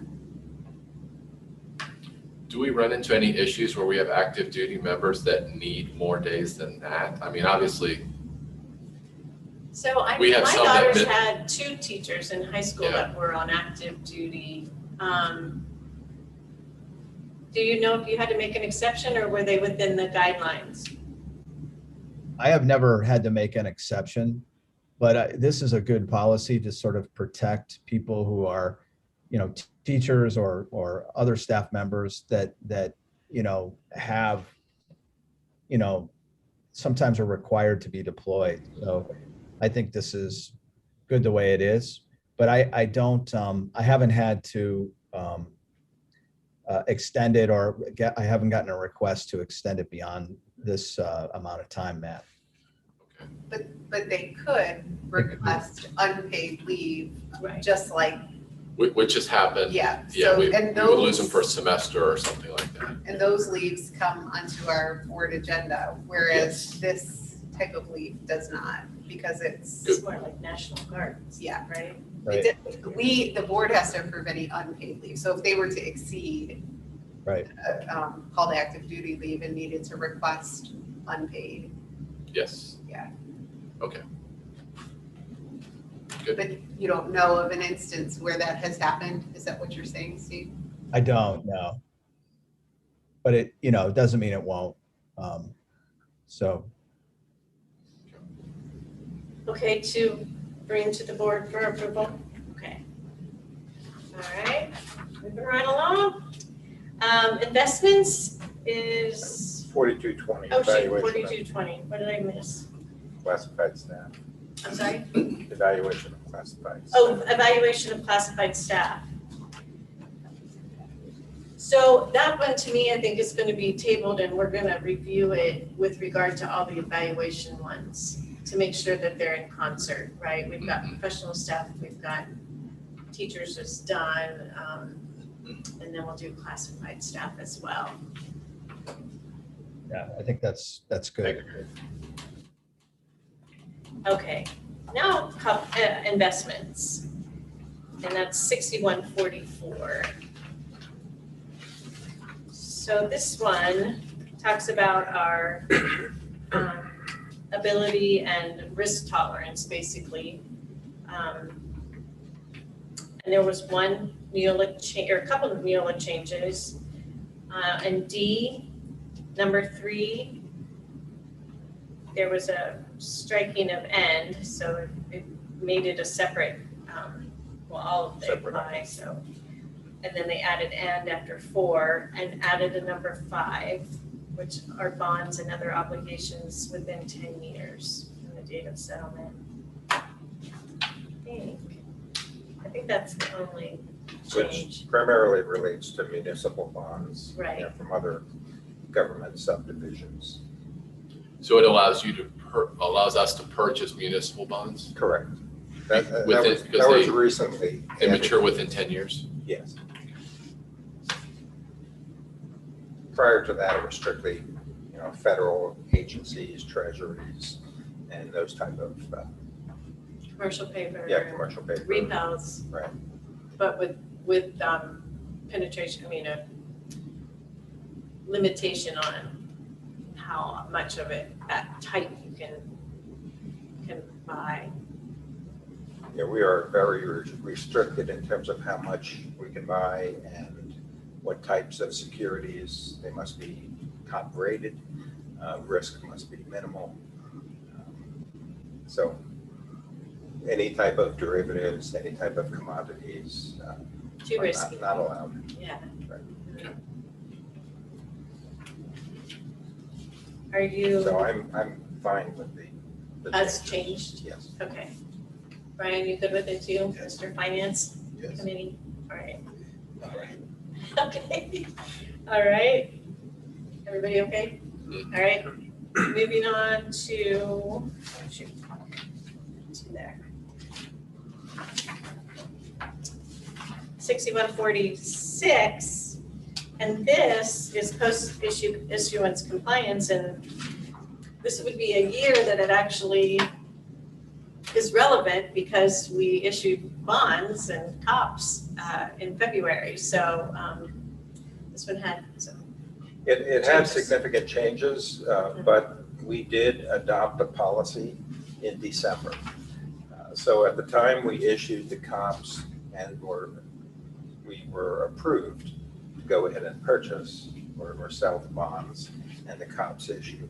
We did, the board did draft a resolution and we did issue a new policy. So this policy that we have in place today is reflecting changes that, you know, in federal law that are being proposed. So I would recommend that we not adopt Neola and we submit this policy that we have. But does that policy have the issuance information about the 2 issues at the top of it?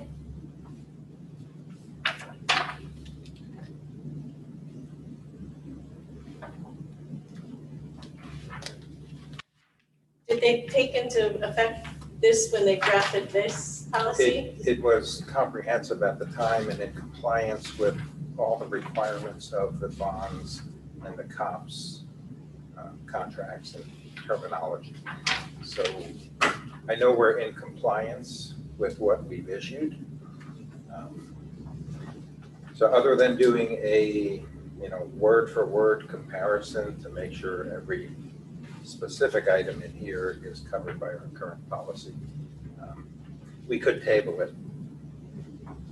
But like I said, we have a We can't policy have in force. conflicting, I guess, Right. so. But we have a policy in force today that is compliant. Did it come through the policy committee in January? It came through, didn't, did well, it last year? it was done in December. conjunction, it was in December. It was a special adoption specifically related to the bonds and the COPs to make I sure. think it was a that we had situation where you compliance. needed it approved Yes. prior We to needed the sale. in order to have it in place before we can sell the securities. Yeah, I understand. And bond I'm just trying to counsel, yeah, we worked marry with the bond two. counsel to make that happen. So are you suggesting that we strike this policy in its entirety and replace it with that? That is one option. We could submit this to Neola as our policy. I mean, I would rather have what we have as our policy be what we're actually doing. So if that, Well, this is what we're doing today because we but adopted it's, this. we don't have it published on our, Okay. not in our policy Yeah. guidelines, okay. Right. I would think that we might want to just compare the two and look at any differences before we strike either, either one. Yeah. Yeah, I agree. Because if this is, we accept this, and then that doesn't address some Right. Have to be- area, then we're gonna be actually operating outside of our own policy. Right. Right. In a perfect world, that policy would have come to policy committee. Right. And then to the board for approval, Right. right? But And that then could it not would have happen due to easy. timing. Yeah. Yes. So why So, don't we not table- make the changes that are suggested and instead, I don't know who wrote that. This Bricker. was Bricker. Bricker, okay, so, I mean, it would be great, I guess, if Bricker could take a look at our policy and that. and Okay. Whatever, I mean, if this version is the version that sounds like we've already adopted it, then we just need to put it on the website Correct. in our policies, Mhm. yeah. So you're gonna get with Bricker, give them the current or the proposed Neola and the December, and then report back. Yes. Is that okay? Okay. Everybody good with that? Yes. Okay. That's another. Okay. And then we're on to 6220, budget reserve, budget preference.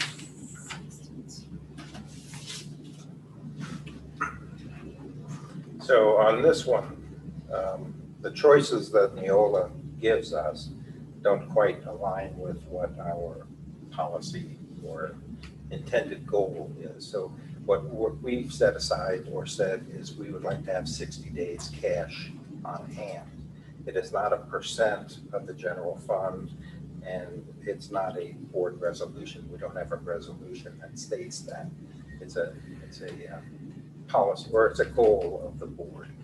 And we have in our forecast for the next several years, increases in the reserve that we currently have on the books in order to get to that 60-day on-hand amount. So So number one, to me, this is about a tax budget. Is a tax budget still required by ORC? the tax budget varies depending upon the county that you reside in. So Are we required? we can use the forecast as our tax budget. And they do require some specific accounts with more detail. For example, debt service and capital improvements. They do want to see the activity in those funds. But they do not require a full tax budget. So I don't know, I don't think that this policy really reflects what happens in Franklin County at all. I don't either, even what Neola provided, right? Yeah, I think I would maybe like us to look at other area school districts to see what They've adopted. have adopted for Okay. the policy, because I know I feel like we've had this conversation every time this policy comes up, but it is not the practice. It's, did you say the auditor's office that determines? Yeah. The county Yeah. auditor. The county auditor. And I mean, they only give the stipulated by board resolution or at least a percent of the general fund.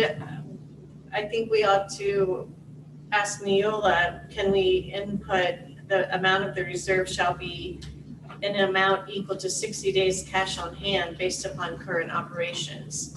Because that's our goal, to have 2 months reserve, right? So if it's not a percentage, because we want it to be 60 days cash on hand, and depending on the time of the year, right? We may have more receipts than other times of the year. So I think if it were worded something like in an amount equal to 60 days cash on hand based on current operations. I mean, I'm just looking at Worthington, for example. They use Neola also. They don't even have 6220. They don't, Yeah. because the tax budget's not required by our county. So Correct. it kind of muddies it up, right? Yes. When you have a policy about something that's not required anymore. Was it what, 3 years ago that they got rid of it, or 2? Well, I've only Franklin been in County? Franklin County for a year and a Oh, half, so okay. Yeah, I know we had them when I first started on the board. I don't recall. Okay. my prior county, they did require a full They tax did? budget. Yeah. Okay, so we're tabling this one for you to work on as well? Yes. Okay. All right. And last but not least, 6,600. Deposit of public funds, the cash collection account. And Neola does have changes on this one, the green additional text. I have no issues with the additional tax.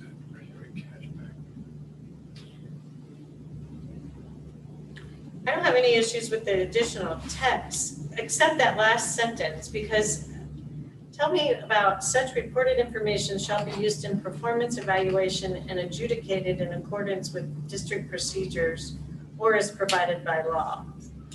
What does that mean to you? Well, what it would mean to me is if you violate the policy, if you have, because you're required to deposit funds within 24 hours. if you This is receive- about discrepancies in amounts only. Right?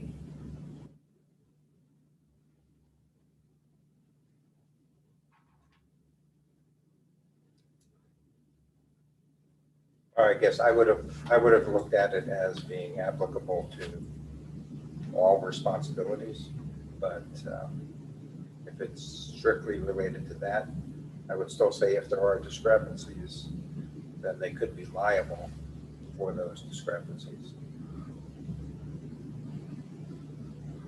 Well, there definitely could be liable. I just, maybe what are your, maybe we need to look at the district procedures and see how that, using it in performance evaluation, and I guess that's where it gets muddy to me. As far as, so basically, on the ground level, we're talking about football sales, tickets at the gate. Someone has to put that lockbox and do the deposit, if I understand. Well, That night. this is more about, I sold 75 tickets, I need to have, 225 Yes. to turn in. To turn in, right. And you don't. This language says we shall use that in performance evaluation of that person, not may. Right. It uses shall. That's strong. But I saw that word, I'm like, Well, because that's, it's, right, because it's talking about even rectified discrepancies shall be used in a performance evaluation. That doesn't really make sense. if that you would rectify say- it, right? Right, Right, you made a mistake, and then you fixed it later. right. We're still gonna use it. I'd like to see if we can change that word to may be used in performance Are you evaluation. okay with me? I am too. Yeah. Okay. Are you okay with that? Yes. Fine. Okay, so shall is becoming may on the 4th line of the new piece. And the only other thing I want to talk about, just because it's the 3rd line of the last paragraph. If the monies do not exceed $1,000, the person shall deposit the money with the treasurer not more than 3 business days following receipt. That seems like a long time to hold $900 in my. That is a long time to be walking around that money in your car. Well, no, it should never be in your. Yeah. So, right, It so should where, never so leave where the is premise. it? It should So, be in a locked file cabinet, in a locked desk, in a safe, some other place where it's not accessible. Now, if we were And- Columbus and Public everyone- Schools, I would get it, but we're Gahanna. We have 11 schools. Well- Can we shorten that, or would that be unrealistic? Well, I think 1,000 is the amount that's been in the policy for a long time, I understand. okay? We certainly don't want to put a burden on someone who has, $50 to be, getting to the bank the same day or getting into the treasurer's office. Especially if people are coming in on a regular basis, for example, with school fees. People may show up and, $35 here, $20 there. And over the course of 3 days, it amounts to, $500-600. Okay, so you're comfortable with the 3 days, business days? I mean, first I read it and I thought, okay, well, if it's Friday, they have till Monday to bring it. But it says business days, so that would give them until Wednesday to turn it in. It's cash. I mean, I'm just asking. Or checks. How do you guys feel? I mean, I see what Mike's saying, but, if we had something like a night depository, like even if you have in the back of the city building where you go put your water payments, it drops right into the safe. But other than that, I don't see, I think it would be difficult to speed up the process without us. Having the facility to do it, is that what you're saying? Okay. Like a central drop location. Has there ever been an issue that you know? Recently. Longer than 3 days? I'm sorry, I missed that. He said yes. There's been an issue with it taking longer?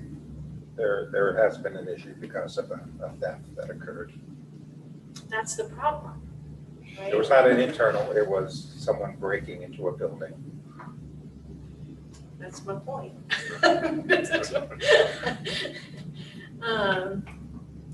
Okay, well, I guess my opinion is that should be shorter, but if I'm the only one that feels that way, we're a board of 5, so.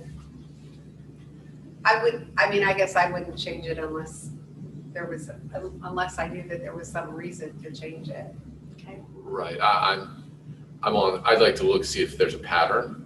We start seeing a pattern of missing money or just money just takes too long to deposit with different people. I think then we kind of take a look and try to figure out what's going on. Okay. All right. Can I ask a question about that? Because that's all new, that part's new to me. Like, are there a lot of people that are having money for the district? Like, who has just cash for the district? Well, there would be, in the athletic office, for example, Okay. They may have some funds. Okay. The secretaries who collect funds when Okay. parents come in to pay fees. Many times it's in the form of checks. not Right, I thought necessarily you had to come cash. here. I've Right. always come here if I weren't paying it online. Okay, and then that money would come to our office for deposit, and then we take the money daily to the bank. So there's a limited opportunity for funds to be sitting idle, potentially be stolen, Right, but it has happened right. one time that I know of.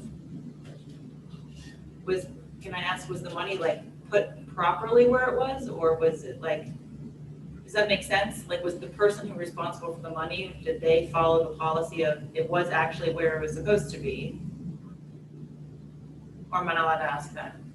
You can ask whatever you want. I don't know if he has an answer. He may not be able to I do. answer, but. I do have an answer. It definitely was outside the parameters of what the proper procedure is.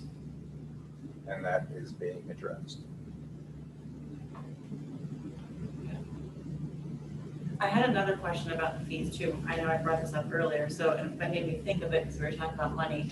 So like, I know that this coming up school year with the lunches, they're covered again for students.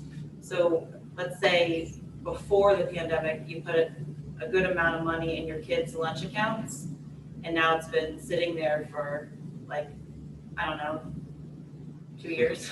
Sadly. And when you have 4 kids, that number can, I mean, I usually upload it, like a big number for each kid all at one time. And when they run out, sorry, you weren't responsible with how much, you didn't manage it well. I just so happened to upload a bunch right before the pandemic. Okay. And I mean, it's not like personally, I don't need it to like pay bills or anything, but like, what will happen with that money? Well, that money is still on deposit in Okay, your 'cause I looked at account. my payments plus the other day and it's Yeah. showing that there's nothing there. There is, Yeah, okay. Well, let's talk after the okay. meeting. Nothing there for any of my kids, and it won't let me upload and it won't let me deposit anything. I was just You know what, saying it's that. currently, I saw something until Yeah. August, yeah, but I was just Updated. surprised Yeah. that it didn't show my previous it stuff. doesn't, I actually logged onto it Okay. today because I thought I could pay my fees. Yeah. And that's the only reason I'm aware. I might give it a couple days until it's updated, and then if it's still not showing the balance. And of course, I have no idea, like, I can't remember what I had in there. Well, Because I mean, some the kids use amount, some money, so it's not like, I can't remember, okay, did they buy 2 lunches Right. right before the pandemic? I mean, I don't know that. if you have a significant amount of funds there and you would like those refunded, you know, we would do that. Why But does- we I don't think want to that- be refunding $1, $3. Right, no, I mean, that this type of thing. times Right. 4, I mean, at minimum, it's probably around 200. But I'm thinking like, would those be allowed to be then transferred to the instructional fees or to the athletic fees We instead could of just potentially do that also. sitting there for another year? Because if they're not gonna pay for school lunch. So they still were able to buy extras when they were back in school. Yeah. So they could have been eating a little bit if they're A allowed to little buy bit. extras. My kids know that I'm pretty stingy about extras. Mine too, but How many corn dogs did you have today? okay. All right, you guys gonna connect afterwards? I mean, Yes. I'll give it a Okay. few, I'll wait till August, because I Yeah. did see that email about not being able to Right. pay, but I was just like, oh, it's not showing anything, but. Mine didn't either. I would probably wait until it's updated, but then follow up. Okay. So the only change we're making on 6600 is we're changing in the fourth line of the green new text, shall to may. Everybody okay with Yes. that? Yes. Right. And I think that's it, right? Looks like The it. end of my file. Sad to say, we almost have equal amounts tabled as completed. Matt, I'm gonna get fired. You might have to take this back. All right, I thank you all for coming and participating tonight, and just a lot of detail. But This is policy meeting. This is policy, this is policy. It's not Okay. like any other. All right, thank you so much. Thank you. Are we adjourned? Yep. Thanks for 8:38. coming. It's not Night, everybody. the most Thank you, night, Steve. Steve. No, policy is where She's staying the up there. tenants and the